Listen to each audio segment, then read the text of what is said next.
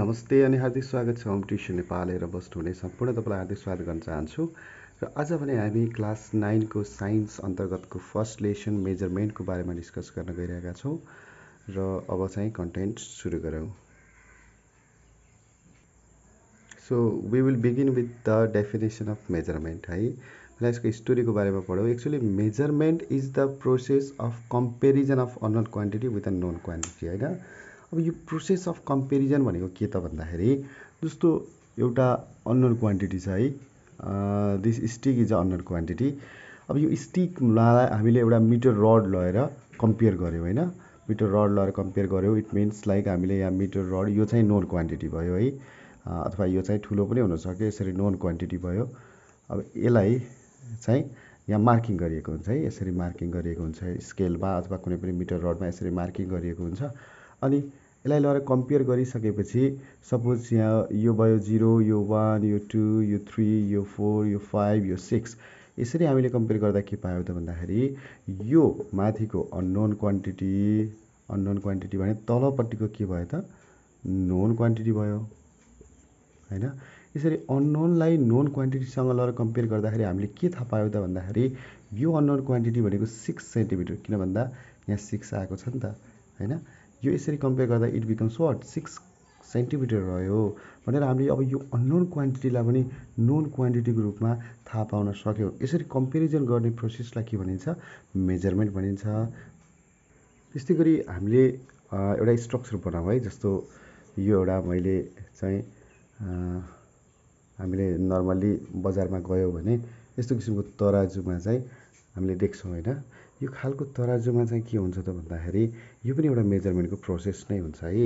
यसमा के गरिन्छ, यहाँनिर चाहिँ एउटा यस्तो स्ट्रक्चर बनेको हुन्छ। अनि यहाँनिर हामीले सपोज पट्याटो लिन छ हामीलाई होइन। यो पट्याटो लिन छ भने यो पटमा हामीले चाहिँ यो पट्याटो के भन्दै हुन्छ त भन्दाखेरि अननोन क्वान्टिटी हुन्छ, हामीलाई कति हो भन्ने थाहा छैन। यदि हामीलाई 1 केजी चाहिएको छ भने हामीले 1 केजीको यहाँ नोन क्वान्टिटीको रूपमा यसरी चाहिँ ढक राख्छौँ होइन। यो 1 केजी भयो है। अनि त्यसपछि हामीले यहाँनिर चाहिँ के गर्छौँ त कम्पेयर गर्छौँ। यदि यो स्ट्रेट छ भने हामीले चाहिँ दिस अमाउन्ट अफ पट इज इक्वल टु 1 केजी भनेर थाहा पाउन सक्छौँ। यसरी अननोन क्वान्टिटीलाई नोन क्वान्टिटीसँग कम्पेयर गर्ने प्रोसेसलाई नै के भनिन्छ? मेजरमेन्ट भनिन्छ। Now I am writing the definition students. The process of comparison of unknown quantity with known quantity is called measurement होइन। यो त भयो मेजरमेन्टको डेफिनेसन्स। इन अ पास्ट हामीले यदि पास्टमा हेर्ने भने we don't have the specific kind of the standard units. हामीसँग पहिला त्यस्तो मेजरिङ टुल्सहरू पहिला थिएन। अनि त्यति बेला चाहिँ हामीले के गर्थ्यौँ त भन्दाखेरि यसरी हत्केलामा, अन्जुलीमा होइन, अथवा माटोको भाँडोमा समथिङ लाइक द्याट हामीले चाहिँ मेजरमेन्ट प्रोसेसहरू चाहिँ युज गर्ने गर्थ्यौँ भने अहिले साइन्स र टेक्नोलोजीले हरेक खालका क्वान्टिटीहरूलाई मेजर गर्नको लागि स्पेसिफिक डिभाइस बनाएको छ, जसको आधारमा चाहिँ हामीले क्वान्टिटीहरूलाई मेजर गर्न सक्छौँ। Now let's learn about physical quantity. अब मेजरिङ क्वान्टिटिजहरू दुई किसिमको हुन्छ है त। एउटा फिजिकल क्वान्टिटी र अर्को चाहिँ नन फिजिकल क्वान्टिटी।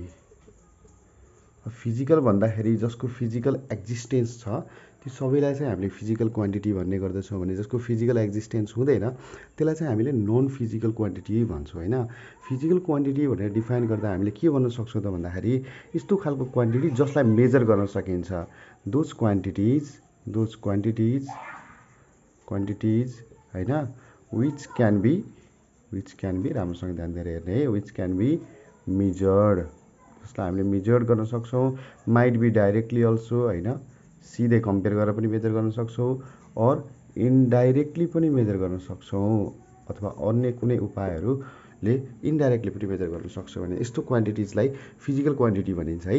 यसको फिजिकल एक्जिस्टेन्स पनि हुन्छ भने यस्तो खालको क्वान्टिटी जसको फिजिकल एक्जिस्टेन्स हुँदैन होइन, अनि that cannot be measure quantities those quantities which cannot be major.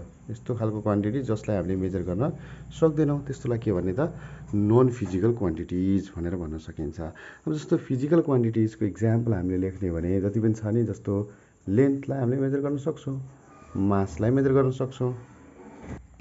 Likewise we can measure the time,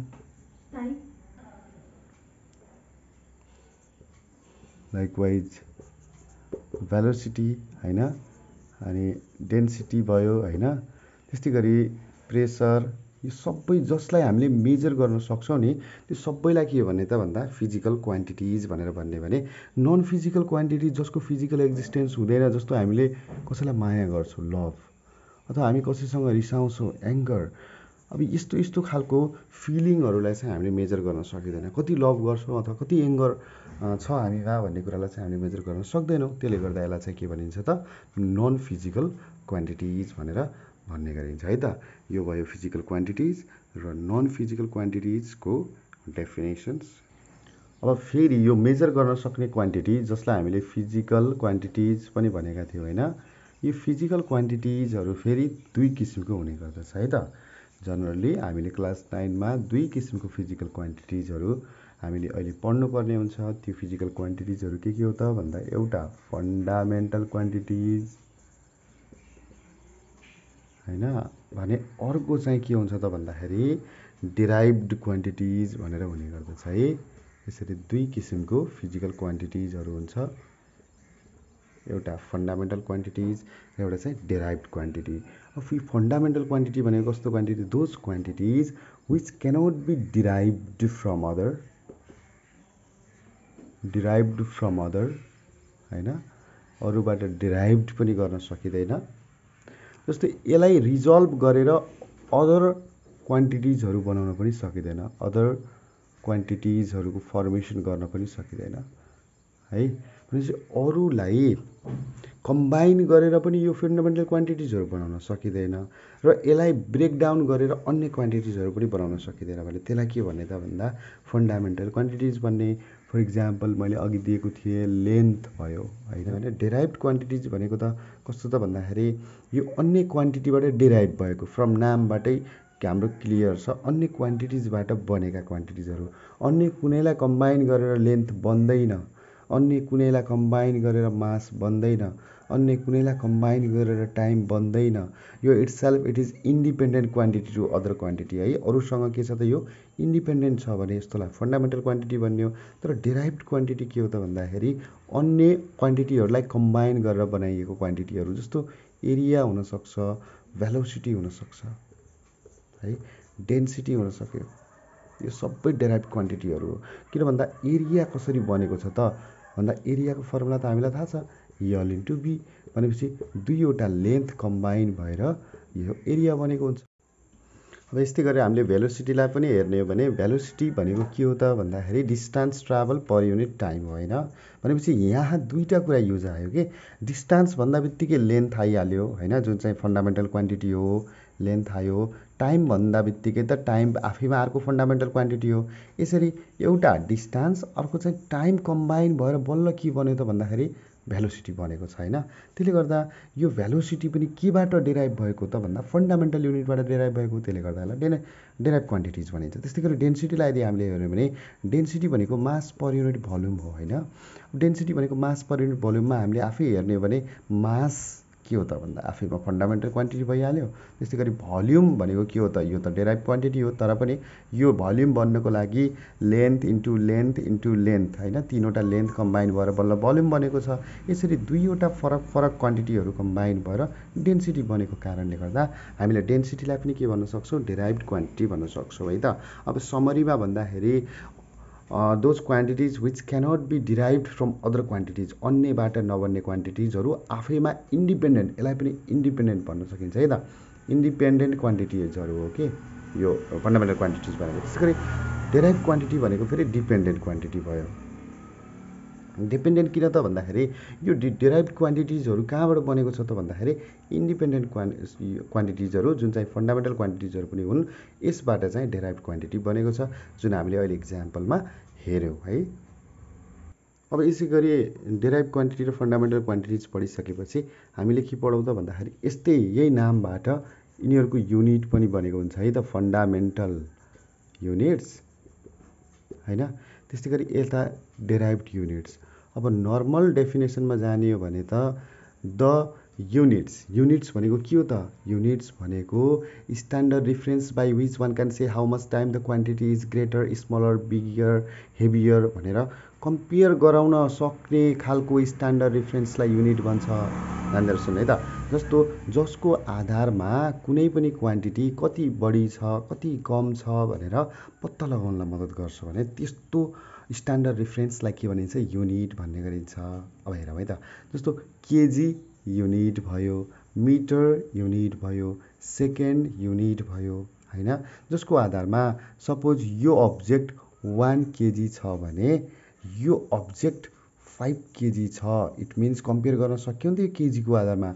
it means यो अब्जेक्ट भन्दा 5 टाइम्स, कति टाइम्स? 5 टाइम्स हेभियर छ भनेर भन्न सकियो। यस्तो स्ट्यान्डर्ड रिफरेन्सलाई युनिट भन्ने गरिन्छ। र युनिट फेरि कति किसिमको हुन्छ त बाबु भन्दा 2 किसिमको हुन्छ। के हो त भन्दाखेरि फन्डामेन्टल युनिट्स र डेराइभ युनिट्स हैन। अब फन्डामेन्टल युनिट्स भनेको अघि जस्तै सजिलो तरिकाले भन्दा the units of fundamental quantities. कसको युनिट अरे? फन्डामेन्टल क्वान्टिटिजको युनिटहरूलाई के भन्ने? Fundamental unit. फर इक्जाम्पल अब लेन्थ भनेको के भनेको थिएँ मैले? लेन्थ भनेको त फन्डामेन्टल क्वान्टिटी हो।